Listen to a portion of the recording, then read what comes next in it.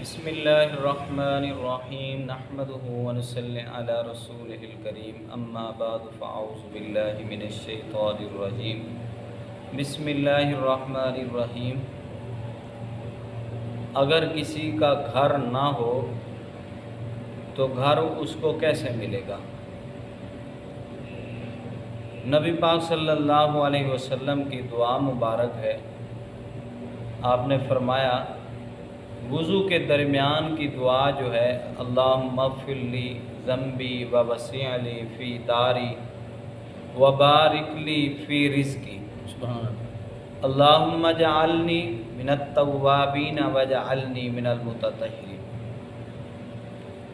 جو شخص اس دعا کا اہتمام کرتا ہے، اس دعا میں نبی پاک صلی اللہ علیہ وسلم کا جو بتایا ہوا طریقہ اللہم اغفر لی ذنبی، اے اللہ میرے گناہوں کو معاف فرما، ووسع لی فی داری، میرے گھر کو وسیع فرما، وبارک لی فی رزقی، میرے رزق میں برکتیں عطا فرما۔ علامہ مولانا مفتی ظرف علی خان صاحب رحمۃ اللہ علیہ فرمایا کرتے تھے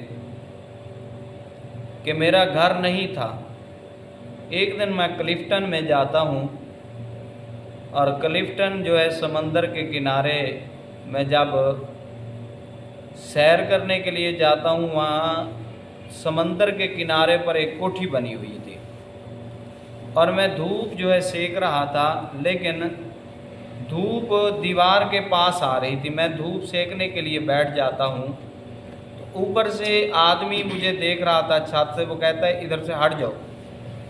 نیچے سے اس کی بیوی نے یہ آواز سنی، اس نے کہا کون ہے، کس کو ڈانٹ رہے ہو؟ تو بیوی نے جب دیکھا تو میں تھا آج مفتی ظرف علی خان صاحب رحمۃ اللہ علیہ فرماتے ہیں وہ نیچے آئے میاں بیوی، اور اس کی بیوی نے کہا یہ تو وہ علامہ صاحب ہیں جن کا میں بیان سنتی ہوں۔ سبحان اللہ۔ تو اس نے کیا کیا کہ تو نے اسے کیوں ڈانٹا؟ خامد کو اس نے ڈانٹا، اور وہ گھر بھی دے دیا، اندر ایک گاڑی کھڑی تھی اس کی بھی چابی اس نے دے دی۔